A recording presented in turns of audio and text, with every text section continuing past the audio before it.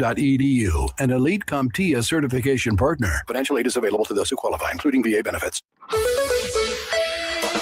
Now, the only locally produced farm radio show with agricultural news, information, interviews, in-depth weather, and more.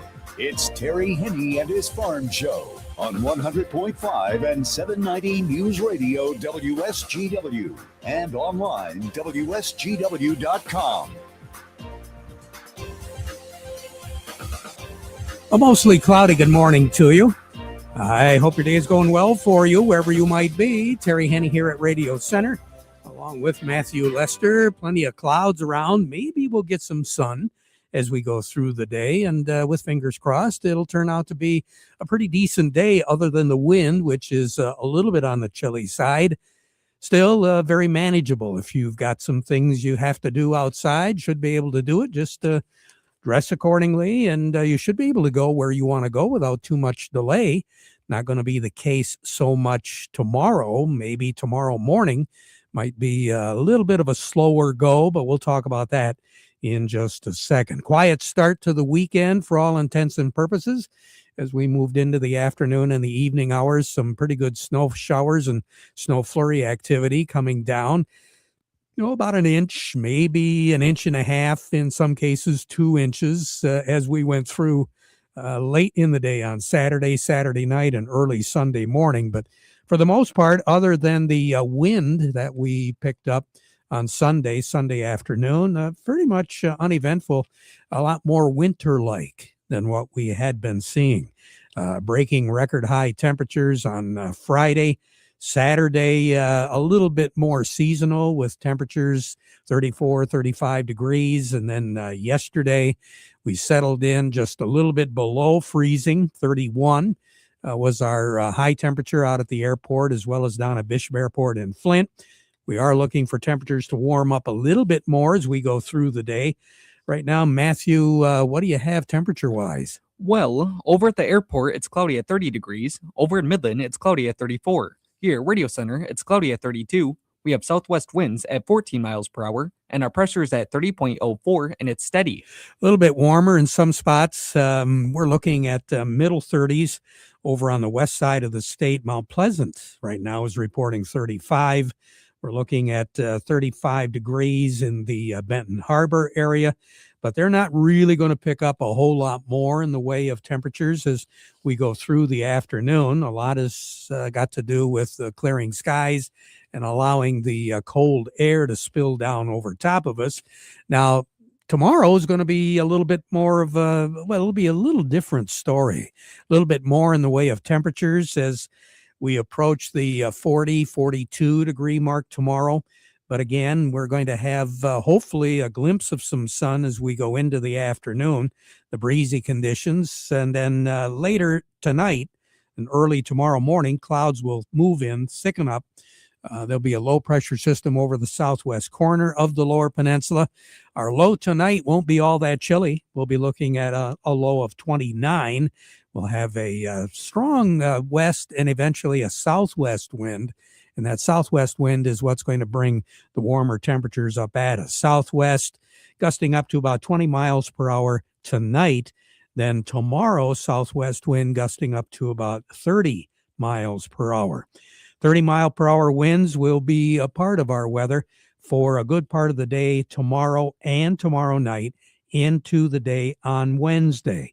Now, there is going to be a change as far as our temperatures go, and a lot more winter-like change. That starts with Wednesday and will go all the way through the weekend and into a good part of next week. And I wouldn't be a bit surprised if we finish the month of January off with temperatures below normal as well. Matter of fact, what our long-range outlook is indicating to us is for the period to take us all the way through the 25th of the month, we are going to be looking at temperatures running below normal, which is 29 in the afternoon and 17 at night. Precipitation pattern is going to pick up a little bit, not so much as we roll into this weekend.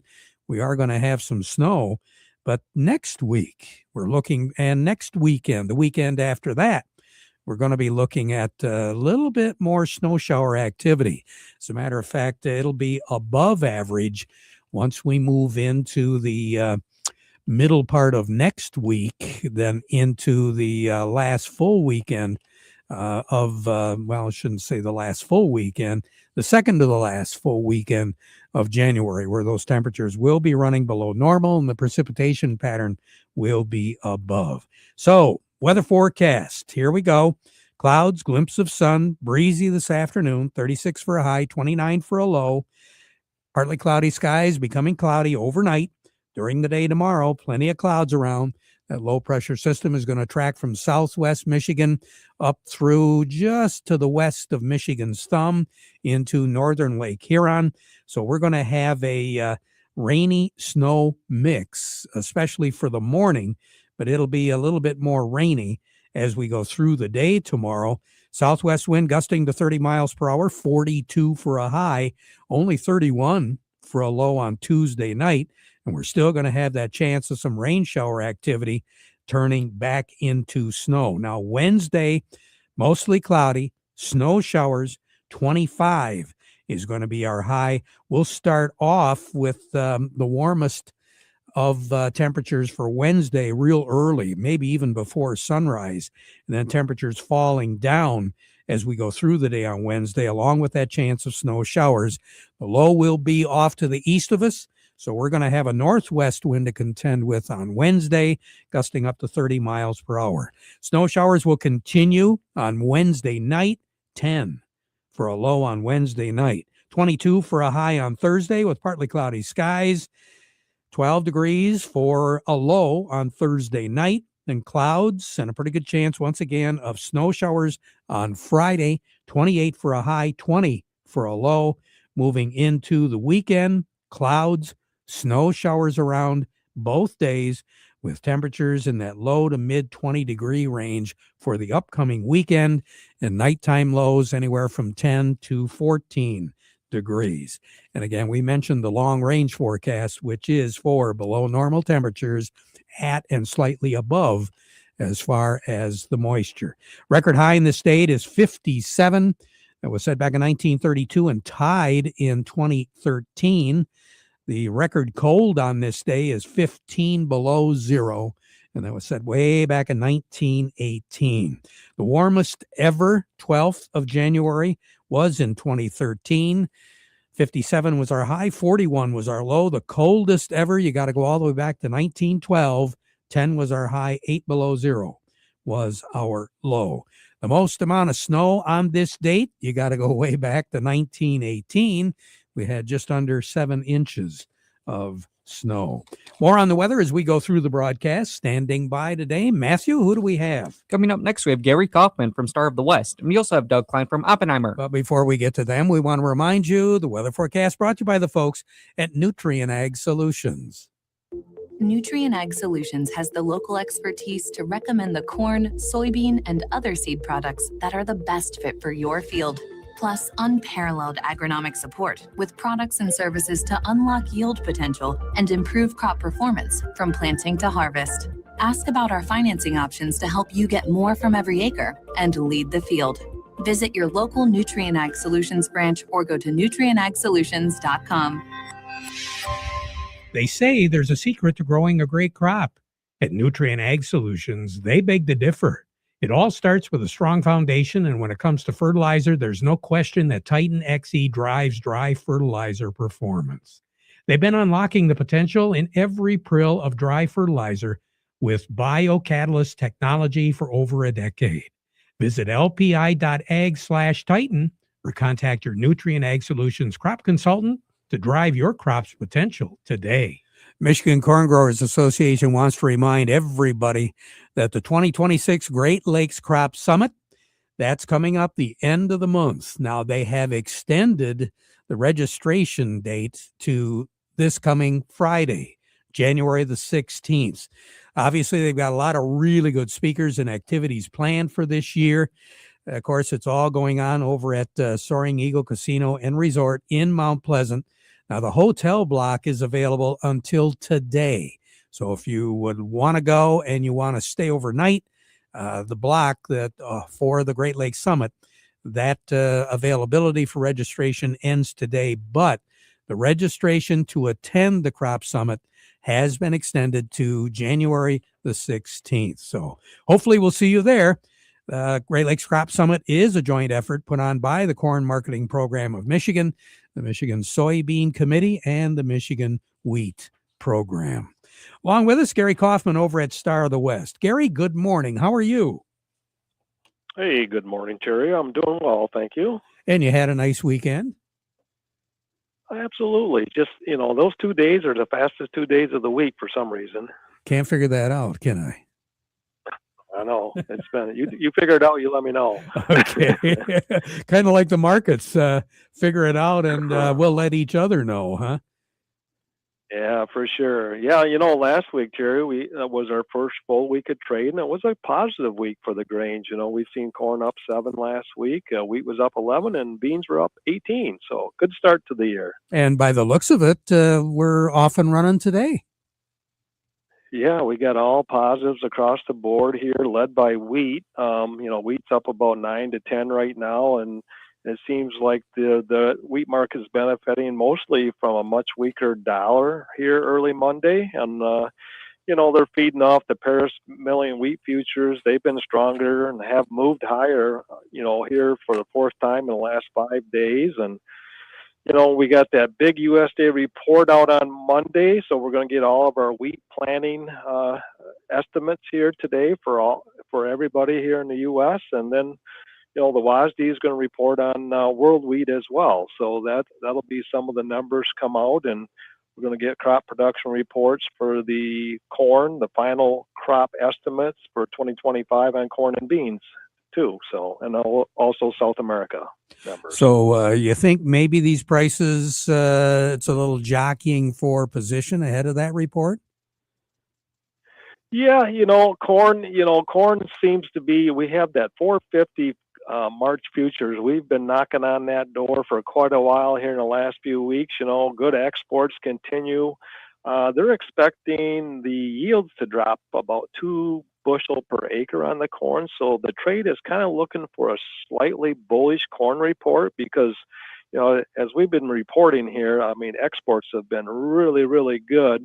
But at the end of the day, we're still going to have probably a record stocks report here today. So they'll kind of offset a little bit each other, but we'll see. But, soybeans, we're not expecting a whole lot of change here today on the beans.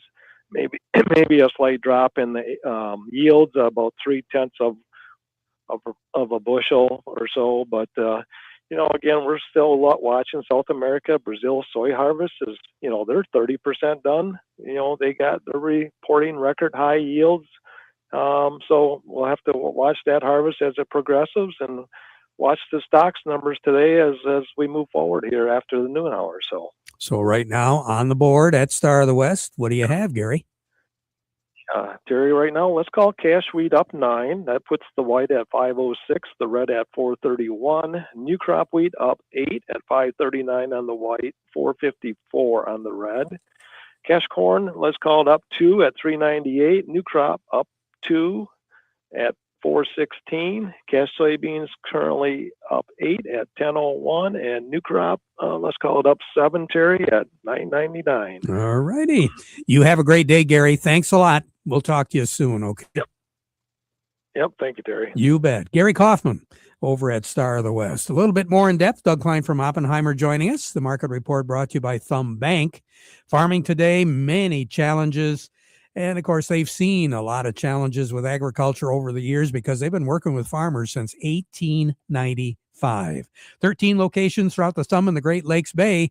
They'll help you put a plan together for 2026 if they haven't already, and maybe revise it just a little bit too. Check them out. 13 locations of Thumb Bank, where relationships are built on trust. And by Legendary Tree Care. With all the winds blowing away, we've still got plenty of winter. Maybe you need a little tree trimming or tree removal done. Legendary Tree Care, they can do it. No job too big, no job is too small. They're fully licensed and insured, and they do specialize in those big projects as well. Check them out. LegendaryTreeCareMI.com or like them on Facebook. Good morning, Doug. How you doing?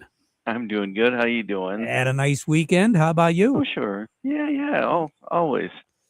Well, I hope the traders had a nice weekend. At least the farm commodities don't look all that bad right now. Yeah, that's okay. Like you said, the dollar's lower today, but boy, are the precious metals screaming higher today. Silver's up 8.5%, gold 2.75%, platinum 3.5%, copper's 2.5%. So they're just screaming. You look at the new high list on the stock market; they're all related to mining, metals mining, and so that's the total excitement there. I don't know what else to tell you. Here's your numbers. The March corn is 448 1/4, up 2.5. The September corn 455 1/4, up 2. March soybeans 1070 1/2, up 8. September soybeans 1076, also up 8. The March wheat is 527 1/4, up 10. And September wheat is 563 3/4, up 9 1/4. So sugar is at 14.83, down 6 cents. Crude oil is 59.01, up 7 cents. Heating oil 214.47, up a penny. Gasoline 179.20, up 1.1 cents. Natural gas is 274 1/2. That is up 11 1/4 cents. Over to currencies, Canadian dollar, U.S. dollar buys $1.3870 Canadian. That's down 43 ticks. The dollar buys 158.05 yen, up 17 ticks.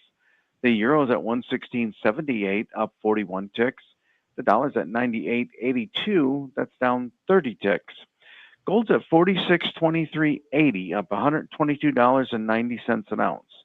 Silver's 85.72, up $6.65. Platinum is 23.5920. That's up $75.60 an ounce. And copper's at $6.50 a penny, up 12.95 cents. All right. Boy, you were right. The metals are Oh, boy. rocking and rolling today, aren't they? Mm-hmm. All righty, Doug. We'll talk to you later. Yep, we'll do. Doug Klein over at Oppenheimer. Farm Service brought to you today by the folks at PC Ag Solutions. They want to remind you, January the 26th, it's a Monday. It's an open house at their new shed area over on North Reese Road. So again, mark it down, January 26th. No reservations are needed. This is a highly informal event. They're looking at old stock and trade-ins to browse at discount prices. Vendors are going to be there as well, food and refreshments, and a great time to drop your meters off to prepare for the 2026 season.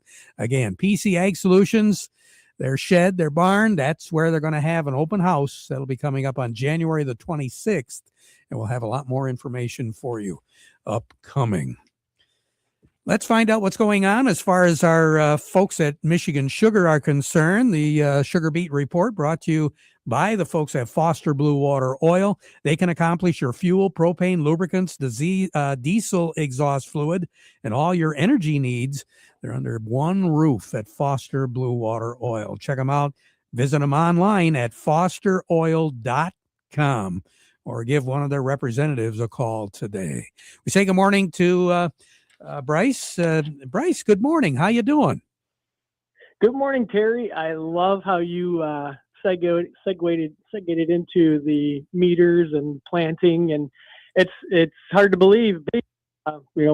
We're 60 to 70 days potentially away from seed going in the ground already. So yeah, we've seen for sugar beet season. We've seen sugar beets go in the end of March more than one occasion, haven't we? Yes, we have. So annual meeting last week, a lot of producers' questions, and I'm sure everybody wants to know. We're up to date right now as far as the processing goes, and we're looking forward to that planting season, aren't we? We are, yeah. So really good turnout last week at the annual meeting, and processing is going along very well. We are transitioning into our ventilated piles here this week, from all indications that I've seen or heard. So, should have a good uptick in quality as we get into those ventilated piles. And at this stage of the game, hopefully we can get some sugar sold, huh? Yes. Yep. Things are working out pretty well. So turning the page on into the next season and see where things go. Yep. So right now we're going to be looking at the big event. That'll be first part of February out at SVSU, right? Yes. 2 weeks from Thursday, February 5th, there's our Sugar Beet Summit that we are planning for, and many of our staff are preparing presentations and topics for that, as well as a lot of excitement about some smaller group meetings that our staff is trying to put together, a little more personal and information sharing amongst growers. Well, we look forward to that. We'll be broadcasting from there and talking to all the folks as well. Bryce, you take care. Have a great day, okay? Thanks, Terry. You too. You bet. Bryce Stein over at Michigan Sugar. We're going to take a break, and then coming up next, who do we have, Matthew? Coming up next, we have Eric Sawatsky from Yo and Yo. But first, this. Powerlift Hydraulic Doors. Ever heard of them? Powerlift Hydraulic Doors is the largest hydraulic door manufacturer in North America, manufacturing and installing hydraulic doors for over 30 years. Covering the entire state of Michigan, we can custom design your new door up to 150 feet by 45-foot clear opening. We can fit your airplane hangar, agricultural shed, industrial or commercial structure with a strong, reliable, and high-performance door. Nothing beats a Powerlift hydraulic door built right here in Marlette, Michigan. Our custom hydraulic doors are designed for your toughest jobs.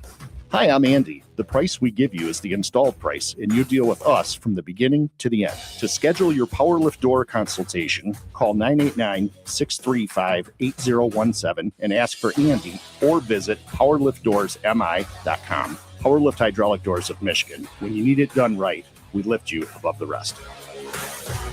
Farm Service brought to you today by the folks at Freeland Bean and Grain, your Dairyland seed headquarters. Might be a really good idea to bring your questions over to Vic Huffer right now at Freeland Bean. He's got some time to talk, and it's probably going to be a good idea to have all the ducks in a row, because this is going to be an interesting year for a lot of folks. Remember, serving you is their business, and they've been doing it since 1983. Freeland Bean and Grain. Along with us, speaking of interesting year, Eric Sawatsky with Yo and Yo Accounting. And let's talk a little bit today about those 1099s, Eric.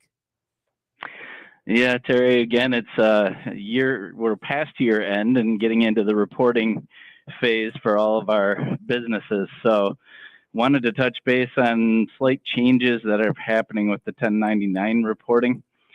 So again, if you ever had during the course of the year, your business or your rental activity, if you had outside services that you contracted out or had rents paid during the year, any of those payments accumulating more than $600 for the year, you're supposed to issue a 1099 to that business or that individual. So really encompasses a lot of different people that would be eligible to receive those. Only C corporations are exempt. So most small businesses or individuals that are providing services as an independent contractor should be receiving these 1099s if it's over 600. This year, that's still the limit. The good news is for next year, 2026, as you're planning ahead, that limit goes up to $2,000. So a lot of people that may be just barely over that threshold now, yes, you still have to file the 1099 for 2025. But if you're going to be under that $2,000 threshold in 2026, you may not have to file for those businesses or individuals. And then just wanted to point out the penalties if you don't file 1099s, which again, the due date is January 31st. If they are not filed, you can get penalties up to $310 per form. So if you have a lot of contractors or have a lot of rent, that could add up pretty quickly if you are found not to be compliant. So good to get those forms together, the information together, and get those out now so you're not pushing that January 31st deadline. I was going to say the deadline for getting the 1099s is still right around the end of January, isn't it? It is, yeah. The forms, if you're a business, the forms are supposed to be in the mail to the recipient by January 31st, or they're considered late. So, yeah, on both sides, those forms are going to be rolling in if you're an individual as well. No later than January 31st, they should be in the mail. Very good, Eric. Thanks a lot for the heads up. We'll talk to you again, okay? Sounds great, Terry. Eric Sawatsky over at Yo & Yo Accounting. We'll be right back. Are you looking for a technology solution for your farm that'll seamlessly connect all of your equipment and operations? Ag Leader is your full farm solution from cab to cab, season to season, bringing productivity to all corners of your farm operation. Sync it, steer it, plant it, apply it, harvest it, manage it. There's only one way to do it all. Ag Leader It. Contact PC Ag Solutions, your local Ag Leader dealer, at 989-868-4444. Saginaw County Fair is doing something really special in honor of the 250th birthday of the United States. They're going to have a quilt block contest. So a lot more information is going to be coming up on that. Again, that's the Saginaw County Fair, which usually takes place first part of August, tail end of July. So kind of keep that in mind. Back at 12:30 with an update.